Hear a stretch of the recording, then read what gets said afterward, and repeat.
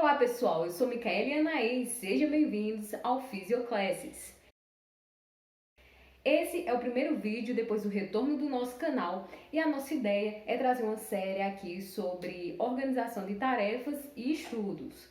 Esse tema foi bastante solicitado quando eu estava nas monitorias e também na nossa enquete do Instagram. Todas as pessoas que responderam mostraram interesse em ter esse tipo de conteúdo. Então, além das nossas videoaulas, reflexões, nós vamos trazer esse tipo de vídeo aqui também. Os vídeos anteriores estão agrupados em uma playlist chamada de vídeos antigos. Eu preferi mantê-los no canal, acho que é interessante para a gente ver o crescimento, quanto é que a gente pode melhorar. E tem alguns temas que podem ser importantes, cálculo de pH, pOH, enfim. Eles estão lá, qualidade metodológica e audiovisual não é das melhores, mas vamos deixar aqui, vamos manter no canal. Para iniciar, hoje nós vamos trazer dicas e orientações para a gente organizar nossas tarefas que são importantes para as diversas demandas que a gente tem no dia a dia, certo? E a minha ideia é trazer essas dicas, orientações, mas sempre lembrando que aqui não é estrutura rígida, são orientações mesmo, são dicas, não existe receita de bolo, enfim. E eu não sou coach, então a nossa ideia é só te ajudar. Eu compartilhar um pouco dos recursos que eu utilizo com você que talvez possa contribuir. A dica número 1, e sem mais delongas aqui, sendo curto e direto, a primeira dica é que não existe receita de bolo. Você precisa conhecer todas as atividades que você faz e o tempo que você tem disponível para executar. Antes da gente falar um pouco mais, já vai a dica número 2, que também você precisa saber o porquê você está fazendo o que você está fazendo. Muitas vezes a gente se pega no piloto automático de ter muitas atividades para fazer e é interessante a gente saber. Então, por exemplo, eu estou na faculdade, eu estou na universidade, tá? Porque eu estou ali, o que é que eu quero ali nesse semestre, quais as atividades que eu estou fazendo, ou muita gente também tem que trabalhar. E aí o trabalho às vezes não é o que a pessoa quer lá para o final, porque ela está conciliando com a faculdade. Então é interessante a gente saber mais ou menos o porquê. Isso deixa as coisas mais claras e aumenta o nosso engajamento. Sabendo então dessas duas coisas, é interessante depois listar as atividades que você faz ao longo do seu dia a dia, do mês, do semestre e o tempo que você tem para executar. E aqui, principalmente também atividades que requerem um pouco mais de tempo. Por exemplo, você está na faculdade e aí tem um trabalho que você está em janeiro, mas você tem que só entregar em junho. Você não vai deixar para colocar lá em junho, porque você vai precisar ter uma certa noção que algumas outras coisas você vai ter que fazer para que no final você facilite chegar naquele trabalho, do que deixar só para fazer em junho, né? A gente às vezes pode acabar fazendo isso, mas não é a melhor coisa a se fazer. E nisso é interessante que projetos maiores sejam divididos em projetos menores, em planos de ação.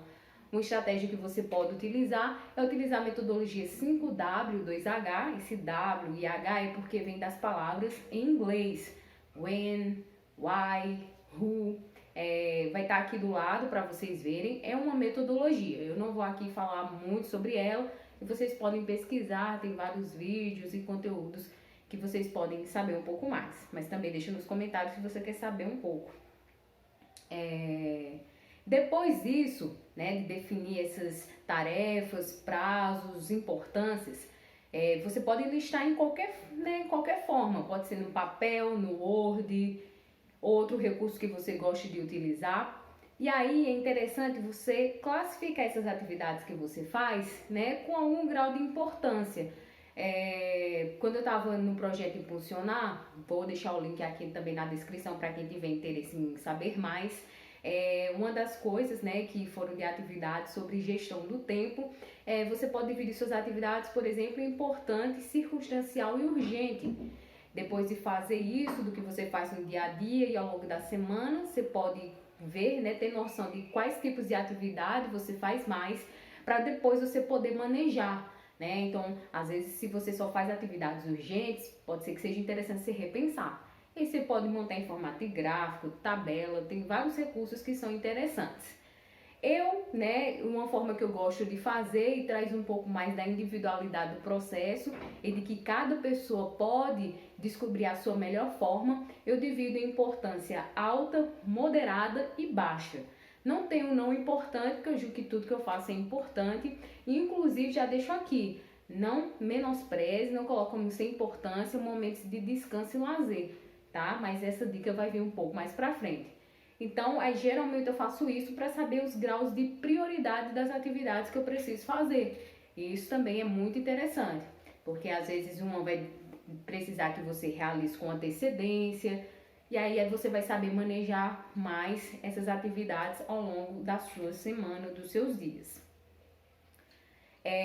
Depois disso, você vai então para a parte da metodologia. Qual a melhor forma que eu tenho, qual o melhor método que eu posso utilizar para organizar então essas atividades, né? Eu gosto de utilizar de todos os recursos, então eu utilizo desde o papel até recursos digitais. A ideia aqui, eu não vou destrinchar cada um deles, mas se você tiver interesse, deixe também aí nos comentários esse interesse. Então eu vou mostrar de uma maneira geral. Então vocês vão estar vendo aí na minha tela. Eu utilizo desde o papel, né? Eu crio no papel mesmo, da forma que eu acho mais interessante. Tem o meu planner, esse é o planner semestral, por exemplo. Isso ainda vai se alterar, mas eu deixo aqui atividades que são rígidas, né? Que são fixas, principalmente com relação ao mestrado. Então tem as disciplinas que eu estou fazendo, tem alguns atendimentos que eu faço. Esses em branco não significa que eu não faço nada, mas na verdade as outras atividades que vão surgindo eu vou remanejando aqui. Mas inclusive eu gosto de deixar sujeito a alterações, porque você precisa ter noção de que as coisas podem mudando. E depois eu faço para o mês. Então esse aqui é para o mês de janeiro. Eu coloco os dias e divido cada dia em 3 partes, manhã, tarde e noite. E aí eu vou remanejando essas atividades, tá bom? E eu sempre deixo de lado, em formato de post-it, sempre as atividades gerais que eu faço ao longo do ano, né? Então elas vão estar aqui, tá bom? Então tem esse formato. Mas outra coisa que eu faço também, pessoal, é utilizando as agendas. Então esses aqui eu utilizo agenda, tenho 3. Eu tenho uma agenda que é para trabalhos de característica clínica, né, atendimentos. Tem esses que são para outras atividades, principalmente para o mestrado. E tem essa aqui que eu anoto para o dia, o que eu aprendi, coisas importantes que eu observei naquele dia, eu vou e anoto na agenda. Para quem está no mestrado, outra dica também, e aí é uma coisa que eu faço, eu tenho um caderninho que é assim, para as conversas com o meu orientador. Então eu gosto disso, eu gosto de sempre registrar qualquer reunião, qualquer coisa, que é para não esquecer, saber localizar bem. E aqui eu vou escrevendo, porque isso me auxilia, tá? E aí para você pode ser uma forma completamente diferente. E tem os recursos digitais. Então agora vocês estão vendo a tela do meu computador.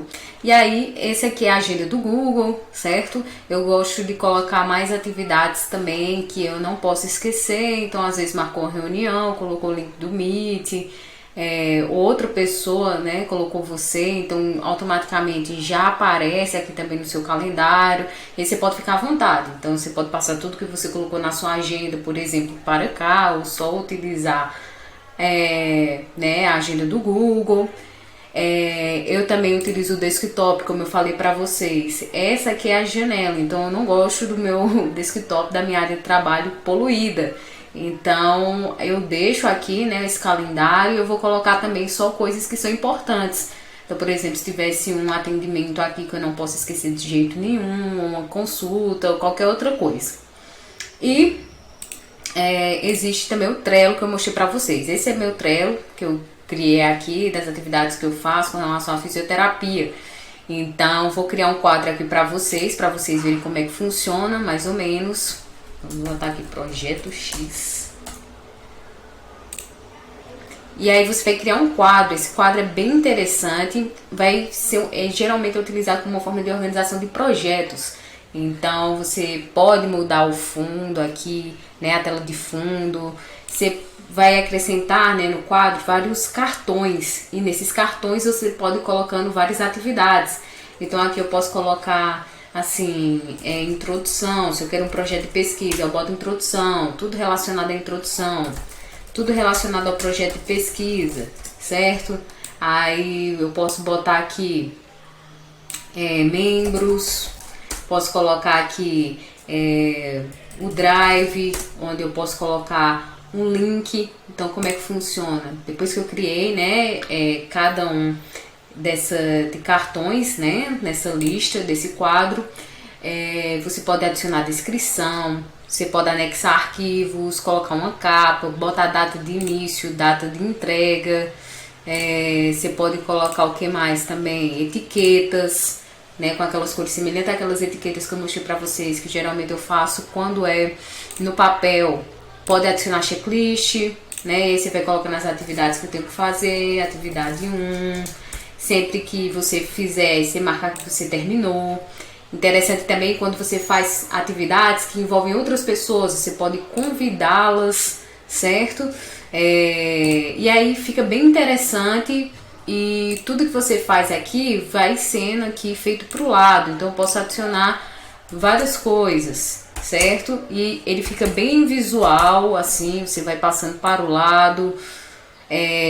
Pode ingressar no cartão vários membros, né? Então fica fácil de visualizar. Sempre que alguém mudar alguma coisa, vai aparecer notificação para essa pessoa. Então é bem interessante. Só que a ideia aqui não é eu mostrar tudo para vocês. Se vocês tiverem interesse, deixa nos comentários. E é mais ou menos esses são alguns recursos que eu utilizo. Seguindo, a dica número 4 é: seja realista com o seu tempo. Não adianta você querer colocar várias atividades para serem feitas ao longo do dia, tá? Sem levar em consideração outras atividades básicas que você tem que fazer. Então, você tem que tomar banho, você tem que comer, muita gente prepara a própria comida, né, como é o meu caso, ou tem que se deslocar para fazer algum trabalho. E isso também consome tempo, né? Principalmente quem utiliza o transporte público, vai precisar então se locomover, e isso é importante e deve ser levado em consideração. Senão você vai se perder aí, e tem que saber, você tem esse tempo disponível para colocar um tanto de atividade? E é interessante que no seu cronograma, nas coisas que você for fazer, tem que deixar também espaço para atividades urgentes. Imprevistos podem acontecer, imprevistos vão acontecer, e é interessante a gente estar preparado para não gerar expectativas demais ou frustrações ao longo do processo. Então, considere sempre também essas outras atividades. Outra coisa é mantenha tudo atualizado. Eu sei que muitas vezes, né, principalmente quando a gente não está acostumado, começamos então o processo de organização e muitas vezes nos perdemos em deixar aquilo atualizado. Por exemplo, eu tenho, isso aí vocês viram meu planner, e aí ao longo da semana, da próxima semana, ele vai estar em branco, mas não significa aí que eu não tenho nada para fazer, porque eu espero pelo menos até o final da semana para eu atualizar realmente o que é que vai acontecer na próxima, tá? E aí isso facilita para mim, por exemplo. Você pode utilizar dos recursos, mas é sempre interessante deixar atualizado. Nisso eu crio algumas etiquetas. As etiquetas eu tenho 3. Tem a verde, que é para atividades concluídas, vermelho para não concluído e azul para alterado. Às vezes você teve uma reunião, essa reunião não aconteceu, eu marco em azul porque ela foi alterada para outro dia. E se já foi marcado, já coloca no dia, né, no dia que foi combinado. Então, é sempre interessante. Utiliza o Trello, você botou lá o horário que tem que executar, o dia, deixa atualizado. Se não aconteceu, vai lá e muda, porque assim a gente também vai ganhando uma certa disciplina ao longo do processo. E aí vai ficando cada vez mais claro, senão você vai se perder de novo nesse processo. A dica número 6 é que nem só de trabalho e estudo vive o ser humano. Você precisa também descansar, repor suas energias. Então, assim, é interessante, e nem isso de lazer, de descanso, não é só assim, eu preciso para ser mais produtivo depois. Não, não é esse pensamento, mas você precisa ter um tempo para si. E nesses momentos, eles também são supercarregados de aprendizados, né? E você precisa respeitar seu corpo, respeitar a sua mente. Então, né, realizar atividade física, manter seus hobbies, tudo isso é importante para a sua saúde, Porque você também faz tudo isso por você, então você precisa estar bem para realizar todas essas atividades aí, que no final você tem aí o seu propósito para estar fazendo ela, né? Que só você sabe qual que é. E para finalizar, a dica número 7 é siga seu ritmo. Muitas vezes, se você já não fazia isso antes, está começando agora, não precisa ser 100%. A gente, ao longo do tempo, vai seguindo o nosso ritmo, sabendo a nossa velocidade, vai conhecendo as melhores formas que nós temos para fazer isso, para nos organizar. E tá tudo bem também, né? Então, essa é uma parte também importante do processo. Não adianta querer já, agora é tudo 100%, agora eu já sei super ser organizado, mas é melhor que você faça alguma coisa que pode ao menos otimizar o seu tempo e isso vai melhorando ao longo do tempo. Então, seja gentil consigo mesmo, respeite-se, certo? E é isso, pessoal. A minha ideia foi trazer essas dicas. Eu espero ter colaborado de alguma forma.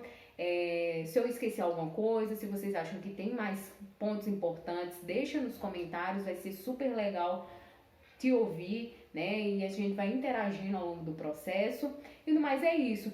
Esses outros temas também, se vocês tiverem interesse, deixa nos comentários. Eu já tenho uma ideia, um roteiro sobre também organização para estudos, principalmente estudos independentes, quando não tem outra pessoa para dizer, né, um cronograma para a gente, mas nós queremos estudar ou aprender, né? Por exemplo, eu quero tocar um instrumento, mas eu não estou fazendo aula, eu quero fazer isso por conta própria. Eu vou precisar me organizar para poder alcançar esse objetivo. Então, deixa nos comentários se você quer também conhecer. E no mais é isso, pessoal. Espero mesmo ter contribuído e nos vemos em breve.